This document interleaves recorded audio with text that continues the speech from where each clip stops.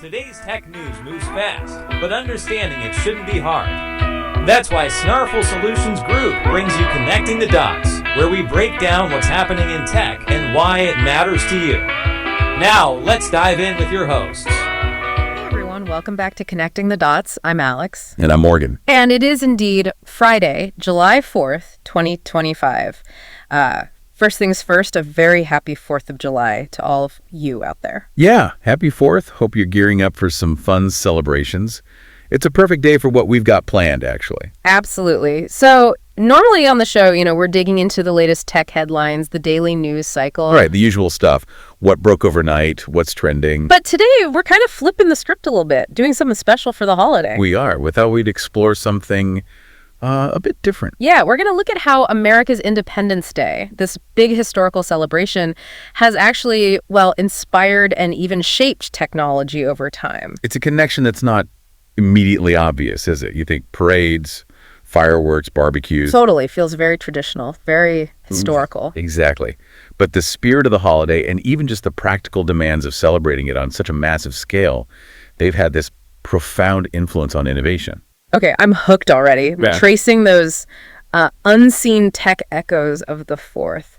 So where do we start? What's the most direct tech link? Well, I think the most obvious place and definitely the most flashy one has got to be fireworks. Ah, okay. Makes sense. The big finale to the day for so many people. Right. And these amazing displays, they're basically descendants of centuries of, chemical engineering. But the American fascination, that drive for huge continent-spanning shows. Yeah. Where did that come from? You can kind of trace it back to John Adams, actually, way back in 1776. John Adams, like founding father John Adams. The very same. He wrote this letter imagining illuminations from one end of this continent to the other. Mm-hmm. That sort of lit the fuse, pardon the pun, for America's love affair with grand fireworks. Wow. Okay, so that vision, that public expectation for these huge 4th of July spectacles, that actually drove the tech forward. It absolutely did. It wasn't just about making sparks. It was the scale. The public demand for bigger, better, and really importantly, safer displays. That pressure cooker environment. It fueled innovation. Okay, safer is a big one. I can imagine early fireworks weren't exactly risk-free. Not at all. Think about those old ways of lighting things by hand.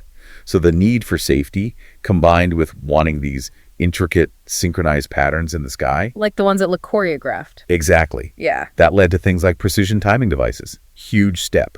And then the really big leap was moving away from manual ignition altogether. Towards? Microchip-controlled firing systems. That revolutionized things.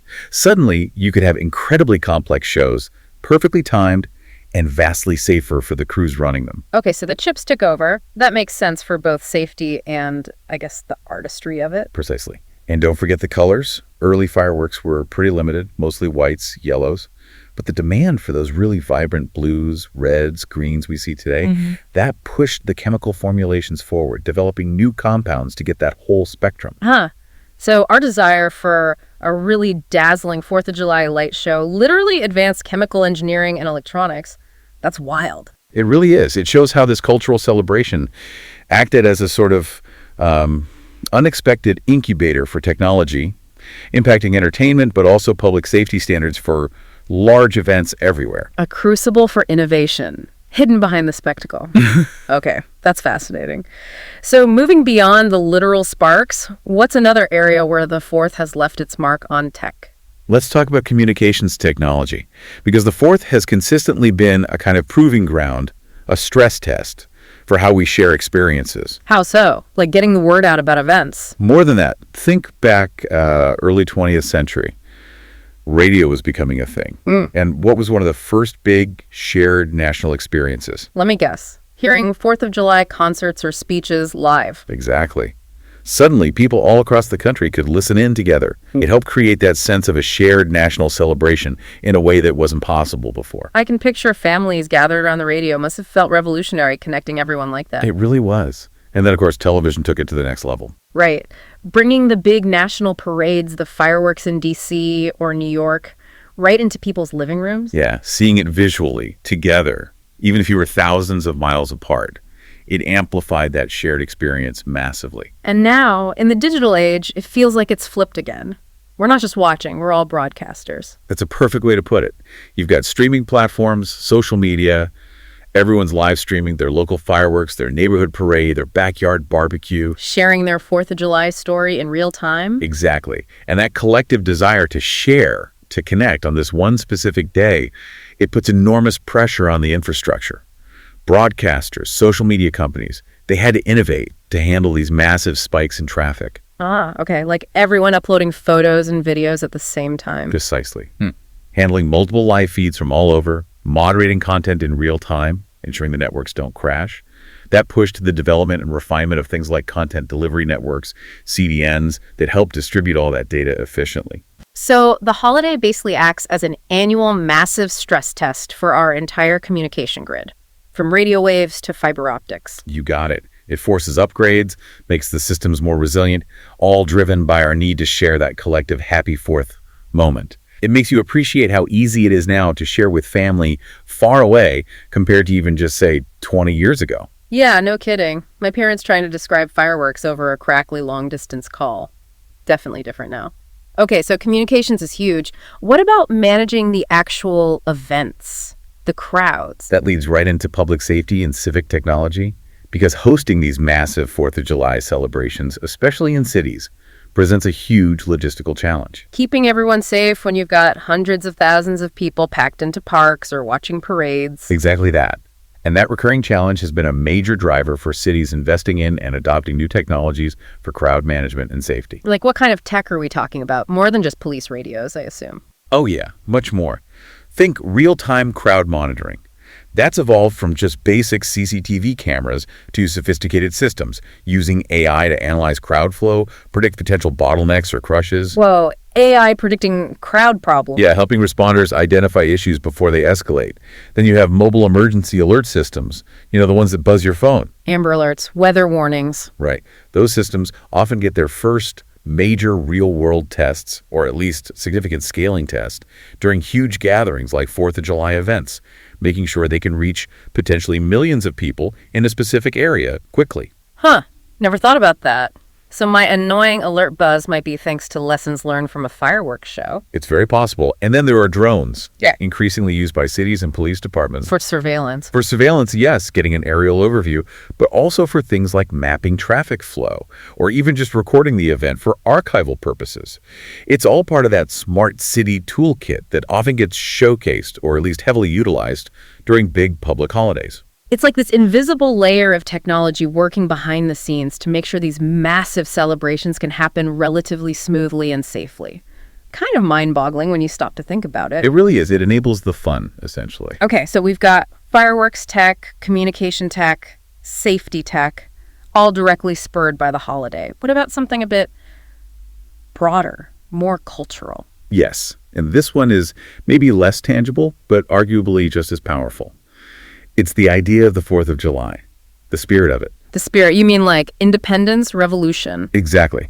Those core ideals, independence, self-determination, challenging the old ways, building something new, that narrative is deeply woven into American culture, and it's had a profound influence on inventors and technologists.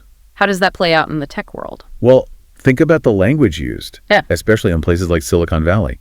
How often do you hear about startups launching a revolution? Oh, all the time. Revolutionizing Industry X, disrupting the status quo. Right. Product launches are framed as declarations of independence from old, clunky systems. Founders tell origin stories about tinkering in a garage, challenging the establishment. It borrows heavily from that 1776 revolutionary imagery. Huh. I never consciously made that connection, but you're right. The whole move fast and break things, ethos, the celebration of the scrappy underdog taking on the giant. It does feel very American Revolution. It's part of the cultural DNA, you could say. That belief in forging your own path and the power of a small group to change the world, it fuels that specific brand of American innovation and entrepreneurial spirit we see in tech. So the 4th isn't just a date on the calendar. It's like embedded in the tech industry's operating system. That's a cool thought. It's a cultural undercurrent, for sure. Yeah. Shaping not just what gets built, but the whole mindset behind how it gets built. Okay, one last area before we wrap up. You mentioned data earlier with the communication networks. How else has modern tech changed how we even understand the 4th? The data angle. This is where it gets really interesting today. Technology now allows us to analyze the holiday itself in incredible detail. Analyzing a holiday. What do you mean? Like tracking hot dog sales? Well, yes, actually. Retail data analytics tracks July 4th spending patterns with incredible precision grills, charcoal, beer, flags, and yes, hot dogs and buns. This data feeds sophisticated algorithms that predict demand for next year, optimizing supply chains. So my last-minute dash for ketchup is noted somewhere in the cloud. Great. Pretty much. But it goes way beyond retail. Think about mobile phone networks. They see massive spikes in location data and call text volume on the 4th. Analyzing this helps them plan network upgrades to handle the load, ensuring better service during peak times. So all those happy 4th selfies and calls are actually helping make the network stronger. In a way, yes. They highlight the stress points, and then there's social media data. Companies use social listening tools to scan millions of public posts. To see if people like the fireworks. That, yes, but also broader public sentiment, emerging trends. For example, the growing interest in drone light shows as a quieter, maybe more eco-friendly alternative to traditional fireworks. That trend was likely spotted and tracked early on through analyzing social media conversations around July 4th. Wow. So we're not just celebrating, we're generating data that shapes future celebrations, future products, future infrastructure. It's this constant feedback loop between tradition and technology. Exactly. It shows how these vast invisible networks, data analytics, algorithms, network monitoring underpin even our most traditional seeming celebrations, making them possible, safer, maybe even more tailored to what people want. Okay, my mind is officially blown. Fireworks, radio, TV, social media, crowd control AI, startup culture, hot dog sales data. It all ties back to the 4th of July in ways I never imagined. It really is fascinating when you start connecting those dots, isn't it? Technology owes a pretty significant debt to this holiday, both as a practical testing ground and as a source of cultural inspiration. Yeah, it's profound, even if it's mostly invisible to us while we're, actually celebrating. It's incredible to think that behind every firework burst, there's that chemical and electronic engineering legacy. And behind every family FaceTime call or live-streamed local parade, there's this whole history of communication tech being pushed forward. And behind every tech entrepreneur aiming to change the world, maybe there's just a tiny echo of that 1776 promise to think differently, to build something new. Beautifully put.